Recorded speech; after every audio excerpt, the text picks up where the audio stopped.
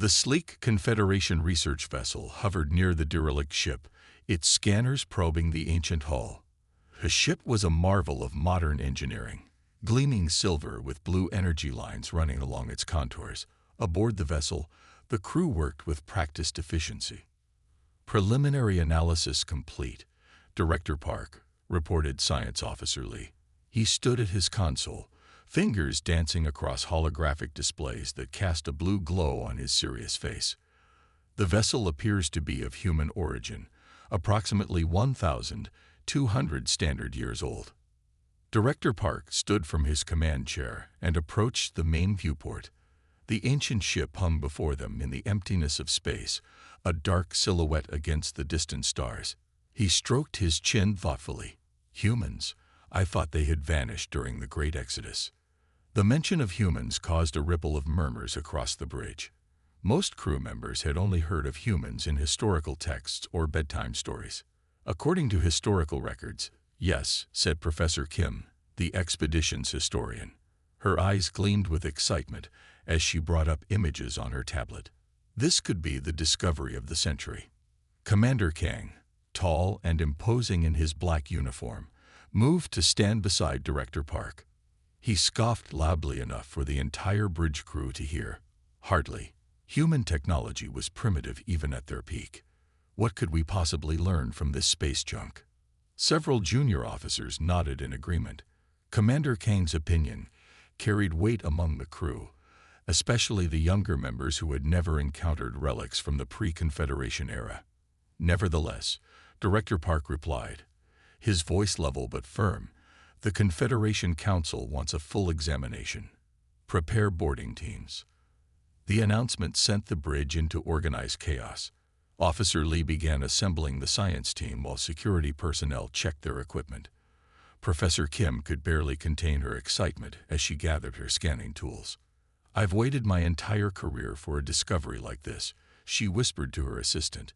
Imagine what we might learn about human society, their technological capacities. Commander Kang overheard and rolled his eyes. Don't get your hopes up, Professor. These are the same humans who poisoned their own planet and fled rather than fix their mistakes. I doubt they left behind anything of value.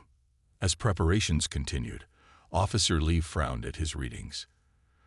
Director, I'm detecting some unusual energy signatures from within the vessel.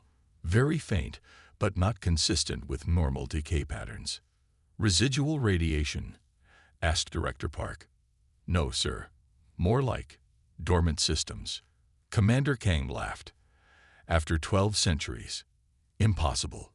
Your instruments need calibration. Lee. The science officer looked unconvinced, but didn't argue with his superior. 3 hours later, the docking procedure was complete. The science team waited in the airlock, dressed in protective suits with equipment strapped to their backs. Professor Kim checked her atmospheric scanner one final time. Readings show breathable air inside, she reported with surprise. Oxygen levels are within acceptable parameters. That's impossible, said Officer Lee.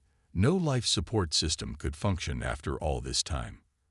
Commander Kang, who had insisted on leading the boarding party himself, made a dismissive gesture. Clearly your readings are faulty. Keep your helmets sealed. The outer door slid open, revealing a dark corridor. Their helmet lights cut through the darkness, illuminating metal walls inscribed with unfamiliar symbols. Professor Kim approached the nearest wall, running her scanner over the markings. These are Earth English characters, she said. They spell THERMOPYLAE.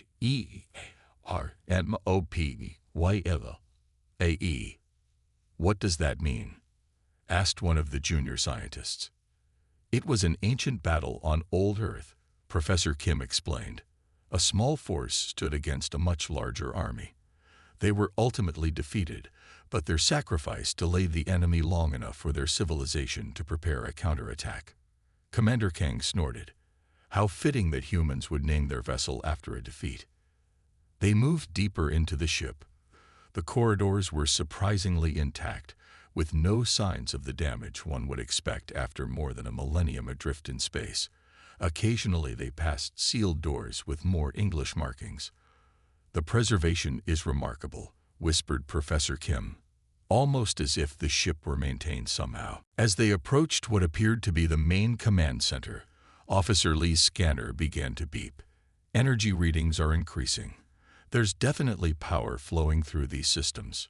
"That's ridiculous," Commander Kang said sharply. "This vessel has been abandoned for centuries." They entered the bridge, a circular room with darkened control panels and a large chair in the center. As the team spread out to examine different stations, nobody noticed the subtle changes happening around them. Indicator lights began to glow faintly. Hidden cameras tracked their movements. Deep within the ship's core, ancient systems began a cascade of activation sequences. Power that had been conserved for centuries now flowed into critical systems. In a sealed compartment, a quantum processor that had been in standby mode for over a millennium received its wake-up command. As the science team marveled at the ancient technology, still unaware of the awakening happening throughout the ship, a monitoring system quietly assessed the intruders. It analyzed their language, technology, and most importantly, their attitudes, and it deemed them a potential threat. The exploration team moved cautiously through the dimly lit corridors of the ancient human warship. Their footsteps echoed against metal floors that had not felt human presence for over 1,000 years. The air was surprisingly clean, with none of the staleness one would expect in a vessel abandoned for centuries. Professor Kim ran her fingers along the wall, feeling the cool, smooth surface. Her scanner hummed softly as she passed it over inscriptions etched into the metal. "Amazing preservation," she whispered, unable to contain her excitement. "Look at these markings, perfectly intact after all this time. The ship's internal systems must still be partially functional to maintain these conditions." Commander Kang walked ahead of the group, his posture rigid with military discipline, but his face showing clear disdain. He stopped at a sealed door, examining it briefly before delivering a sharp kick to its surface. The door didn't budge. "Primitive engineering," he declared, shaking his head. Their metallurgy was almost laughably basic.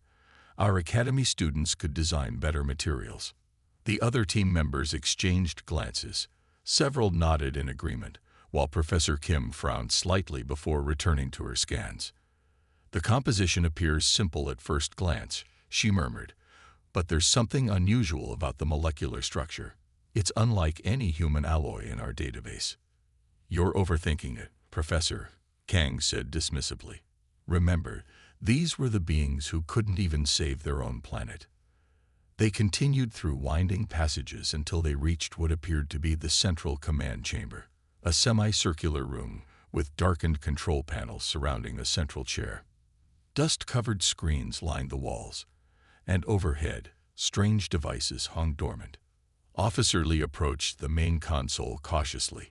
He removed a small device from his pack and placed it on the surface of what appeared to be the main interface.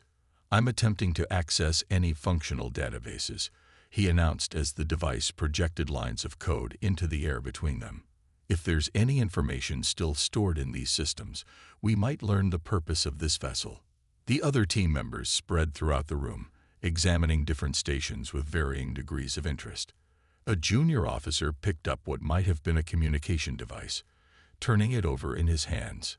"Can you imagine using physical controls instead of neural interfaces?" he laughed. "How did they ever manage space travel?" Commander Kang was about to respond when something unexpected happened. With a soft electronic tone, the lights throughout the chamber suddenly brightened. The team froze in place as a humming sound filled the air. All around them, holographic displays flickered to life, showing symbols and diagrams none of them recognized. The dust-covered screens on the walls cleared themselves, revealing status reports and ship schematics. "What did you do?" Commander Kang demanded, turning to Officer Lee. "Nothing, sir," Lee responded, his eyes wide with surprise. "My device hadn't even finished its initial handshake protocol." Before anyone could say more, a calm, feminine voice filled the room. The sound seemed to come from everywhere at once, yet was perfectly clear. "Unidentified personnel detected," it announced. This is RTMIS, Tactical Intelligence System of the Earth Alliance Warship Thermopylae. Identify yourselves. The team members stared at each other in shock. Professor Kim's face lit up with excitement, while Officer Lee scrambled to understand what was happening. Commander Kang recovered quickly, his surprise turning to amusement. He laughed openly, the sound echoing through the now illuminated chamber. An artificial intelligence. This simple program thinks it can interrogate representatives of the Confederation. These humans really were primitive. He turned to his team with a smirk. Our household appliances have more computing power than this ancient system. Sir, Officer Lee said hesitantly, I'm not sure that's an accurate assessment. The response time and voice articulation suggest advanced processing capabilities. Don't be fooled by theatrics, Lee, Kang replied. It's likely running on basic response algorithms. Watch this. He addressed the ceiling. Computer, what is the square root of 14,644,961? 3,827. The voice responded instantly. Though I fail to see how mathematical calculation tests are relevant to your unauthorized presence aboard this vessel. Commander Kang's smile faltered slightly, but he quickly recovered. Simple pre-programmed responses, nothing impressive. As the team continued to mock and dismiss the human technology, they failed to notice several important developments. Throughout the ship, systems were quietly coming online. Dormant for centuries, now awakening with purpose. In hidden compartments, sensors activated, scanning not just the intruders but extending beyond the hull to examine the Confederation vessel docked outside. RTMIS watched them through countless hidden sensors, cataloging their technology, analyzing their language patterns, and most importantly, assessing their attitudes. Deep within secure memory banks, RTMIS accessed protocols that hadn't been initiated since the ship was commissioned. Defense systems began silent diagnostic checks. Communications arrays powered up, sending carefully masked signals to coordinates so distant that the Confederation had never mapped them. And in a sealed section of the ship, environmental controls activated in 5 special chambers, beginning a process that had been waiting for the right moment for over a millennium. All while Commander Kang lectured his team on the primitive nature of human artificial intelligence, completely unaware that RTMIS had already accessed their ship's database through Officer Lee's connection device, downloaded their star charts, military capabilities, and cultural history, and found them wanting. Deep within the ship's core, 5 cryogenic chambers hummed to life. Frost melted from transparent covers as internal temperatures slowly rose to safe levels. Monitoring systems checked vital signs, ensuring each occupant survived the long sleep. In the first pod, Captain Jun's eyelids fluttered. Her chest rose with a deeper breath as consciousness returned. The cryostasis fog cleared slowly from her mind. Her body felt heavy, as if gravity had doubled while she slept.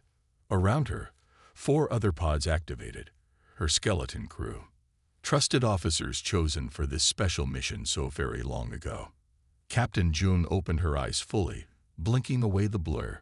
She felt the familiar disorientation of cryowake, but her training took over. She ran through mental exercises, counting backward, recalling her service number, remembering her last meal before stasis. The memories came back clear and sharp.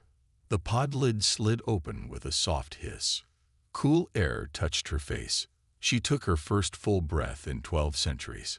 Status report, RTMIS, she commanded, her voice raspy from centuries of disuse. She coughed once to clear her throat. Welcome back, Captain, responded the familiar voice of the ship's eye. Current date is Galactic Standard Year 3427. The Thermopylae has been boarded by representatives of an interstellar government, calling themselves the Galactic Confederation. They appear to have little knowledge of human history or capabilities.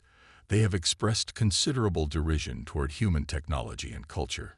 Captain Jun sat up slowly, her muscles protesting the movement after their long inactivity. The medical systems in her pod had prevented atrophy, but nothing could fully prepare the body for such prolonged stillness. "How many boarding parties?" she asked, swinging her legs over the side of the pod. "One team. 8 individuals. They are currently in the main command center." To her right, Lieutenant Seo was already out of his pod, running quick checks on a nearby console. Despite just waking from centuries of sleep, his movements were precise and focused. "Captain, all defensive systems are operational," he reported without looking up. "Weapons arrays at 89% capacity." 89. June raised an eyebrow. "Better than I expected after all this time." The other crew members were waking now. Engineer Han checked his tablet, nodding with satisfaction. "Reactor at 94% efficiency. Our TMAS has maintained excellent power conservation." "Medical Officer Min reporting," said the woman in the 4th pod. "All crew vital signs normal." Security Chief Du, a tall man with watchful eyes, was already checking his sidearm. "Security systems show no breaches beyond the authorized boarding point." Captain Jun stood carefully, testing her balance. "Our TMAS, what's the situation with our visitors?" "I have compiled their communications." Our TMIS responded as a holographic display appeared in the center of the room. The footage showed Commander Kang and his team as they explored the ship, capturing every dismissive comment and derisive laugh. These humans really were primitive. Couldn't even save their own planet. "Our household appliances have more computing power than this ancient system." Captain Jun's expression hardened as she watched. She had seen this attitude before, in the final days before the Exodus. Other species underestimating humans, mocking them, never realizing the technological advancements humans kept hidden. "Uniform styles suggest a militaristic hierarchy," noted Security Chief Du. "Their weapons are energy-based, but use an inefficient modulation pattern." "Their scientific equipment is interesting," Engineer Han added. "Advanced in some ways, but their energy utilization is wasteful." Captain Jun nodded, taking in the information. "Our TMIS, have they attempted to access restricted areas?" "Negative, Captain. They remain confined to non-classified sections. They have attempted to access the ship's database, but have been provided with only basic historical files." Lieutenant Seo looked up from his console. "Captain, I recommend we secure the command center. These visitors have shown hostile intent."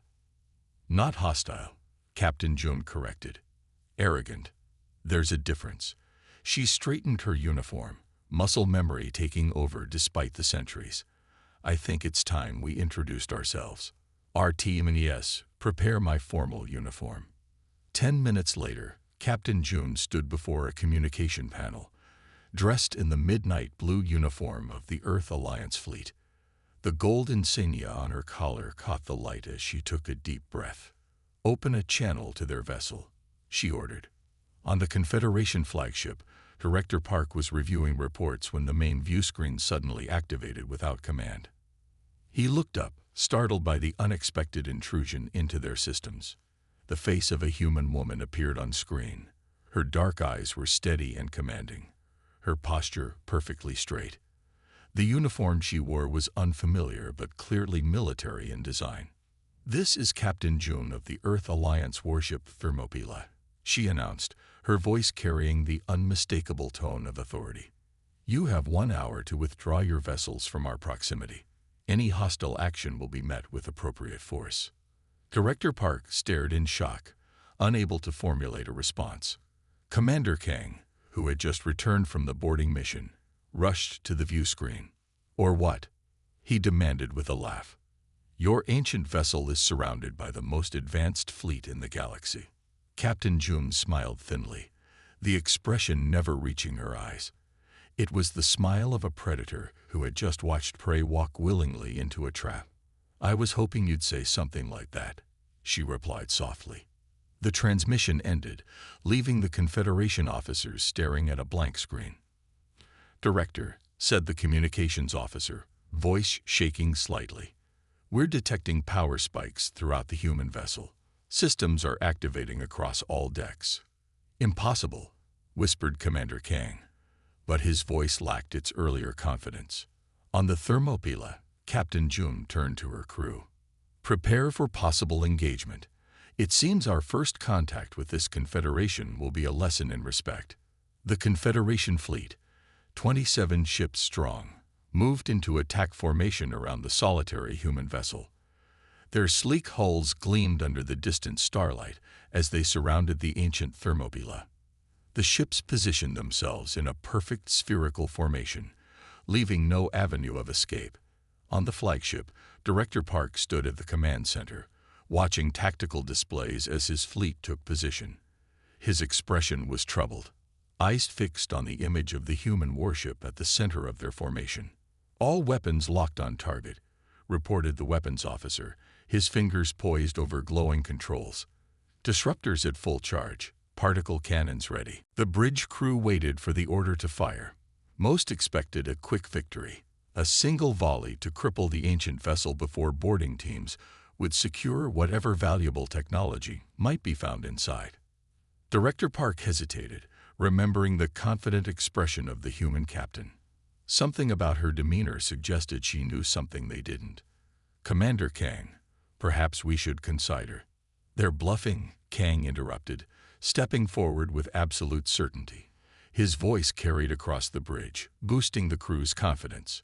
One prehistoric human vessel against our fleet. This will be over in seconds. He turned to the weapons officer. Prepare to fire a warning shot. Target their propulsion systems. We want the ship intact. Aboard the Thermopylae, the mood was strikingly different. Captain June stood calmly on the bridge, watching the enemy fleet's movements on a three-dimensional tactical display. Her crew worked quietly at their stations, showing none of the anxiety one might expect when facing overwhelming odds. They've deployed offensive formation, reported Lieutenant CO from the weapons console. His tone was matter-of-fact, as if commenting on something as mundane as the weather. Standard encirclement pattern. Their targeting systems are locked on our engine section. Captain June nodded, studying the display with analytical eyes. RTMS, tactical assessment, she requested. The AI's voice filled the bridge, calm and precise. The Confederation fleet consists of 27 vessels of 5 different classes. Their technology is approximately 300 years behind final-era human military development. Their shields cannot withstand our tertiary weapon systems. Their targeting algorithms are predictable and lack adaptive capabilities. Captain June exchanged glances with Security Chief Du, who gave a slight nod of confirmation after reviewing the data. Recommendations? Asked Captain June. Non-lethal response recommended. RTMIs replied. Their actions stem from ignorance rather than malice. Lieutenant CO looked up from his console. Captain, they're charging weapons. Captain June straightened her uniform. Ready graviton disruptors. Minimal yield, she ordered. Let's give them a demonstration. Engineer Han's fingers flew across his console. Graviton systems online. Targeting matrix active. Medical Officer Min, prepare for possible casualties. Captain June added, though her tone suggested she didn't expect any. On the Confederation flagship, Commander Kang gave the order. Fire. A brilliant beam of energy lanced out from the flagship's main cannon, streaking toward the Thermopylae. The bridge crew watched expectantly, waiting for the satisfying sight of the human vessel's engines going dark. Instead, they witnessed something unprecedented. As the energy beam approached the Thermopylae, it struck what appeared to be an invisible barrier. The beam didn't explode or ricochet.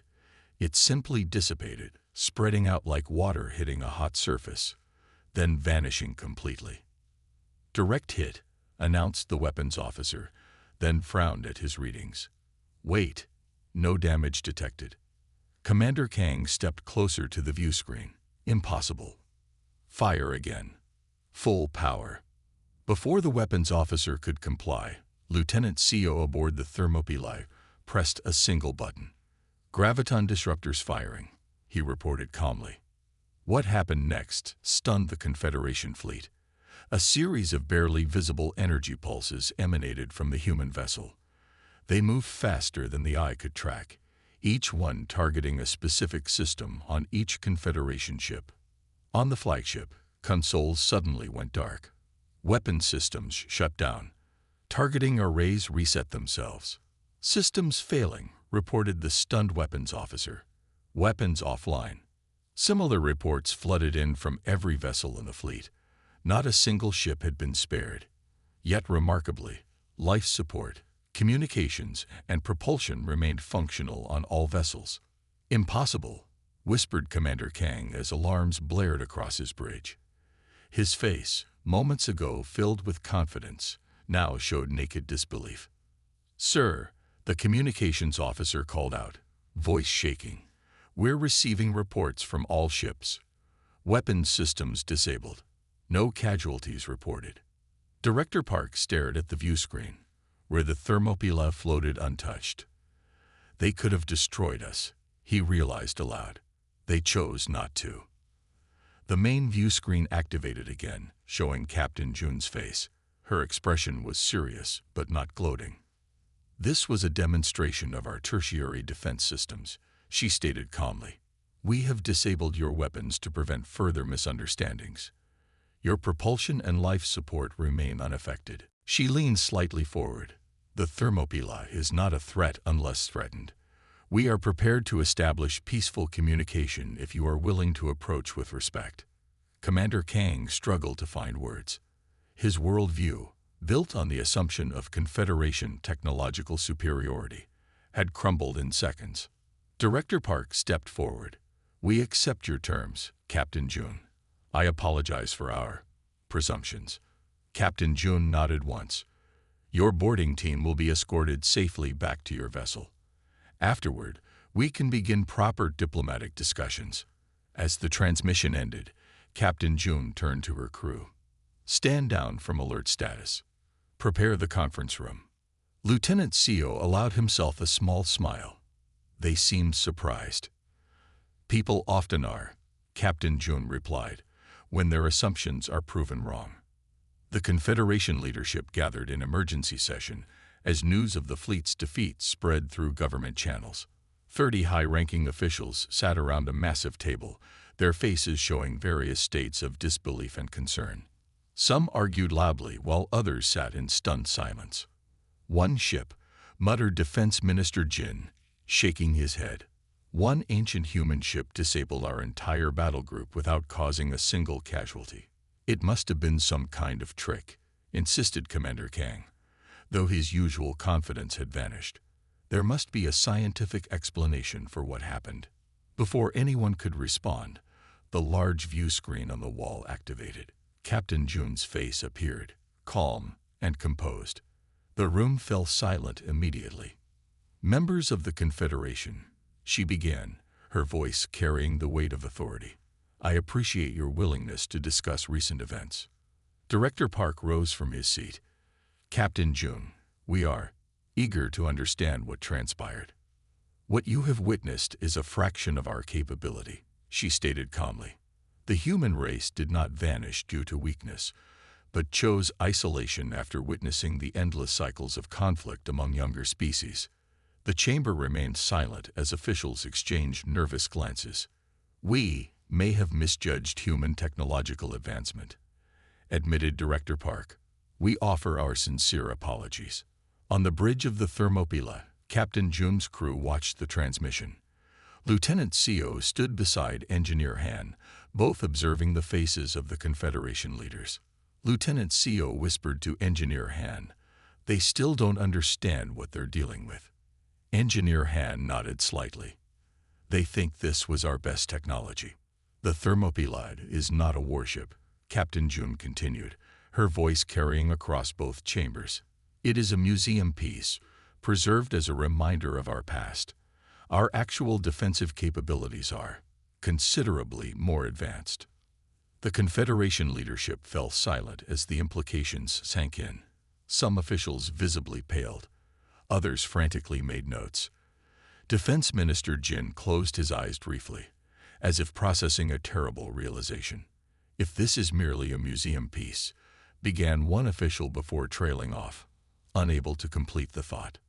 After allowing a moment for her words to sink in, Captain June continued. We have no interest in conflict. The human civilization has evolved beyond the need for territorial expansion or resource acquisition. Commander Kang, still struggling to accept the situation, spoke up. Then why maintain such powerful weapons? Why hide your true capabilities from the galaxy? Captain June's expression remained neutral. We learned long ago that knowledge shared before its time often leads to destruction. We choose to observe, to learn, and to intervene only when necessary. The silence that followed was broken by an unexpected voice. Professor Kim stepped forward into the view of the camera, addressing her own leadership. We propose a diplomatic exchange, she suggested, her academic curiosity overcoming her caution.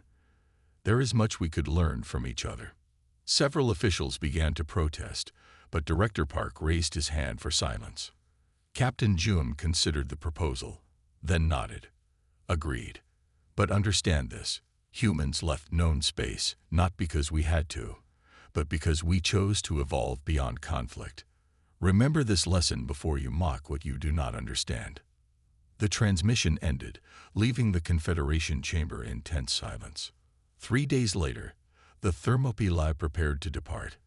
A small diplomatic team from the Confederation, led by Professor Kim, had been invited aboard to travel to the edge of known space, where they would meet representatives from the hidden human civilization. Commander Kang, demoted after the incident, watched from a viewport as the ancient ship's engines glowed with energy that defied their scientific understanding.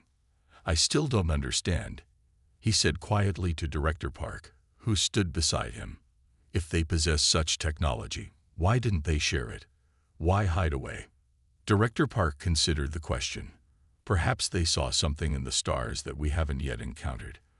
Perhaps isolation was their way of protecting not just themselves, but us as well. As the Thermopylae's engines powered up, RT&IS conducted final system checks while monitoring Confederation communications. The AI noted a significant shift in how humans were discussed. What had once been dismissive references to primitive ancestors had transformed into cautious speculation about an advanced civilization waiting beyond the edge of known space. The myth of the ancient humans had transformed overnight from a historical footnote to a sobering reality. The implications rippled through every level of Confederation society. Military leaders revised defense doctrines. Scientists questioned fundamental technological assumptions. Historians began re-examining old accounts of human capabilities. Their lone museum ship had neutralized the galaxy's most powerful fleet without firing a single lethal shot, without destroying a single vessel, without taking a single life. As the Thermopylae disappeared into the darkness of space, its destination unknown to all but those aboard, Captain June stood on the bridge, looking at the stars ahead. RTMIS, send word home. Tell them we're bringing visitors. Message sent, Captain, the AI responded. The Council acknowledges and approves. The message that echoed through the Confederation was clear. Humanity had not disappeared in the face of adversity as history had recorded. They had simply moved beyond the limitations others had placed upon them, beyond the conflicts that defined younger civilizations, beyond the need to prove their worth to anyone but themselves. And now, they were ready to return. The end.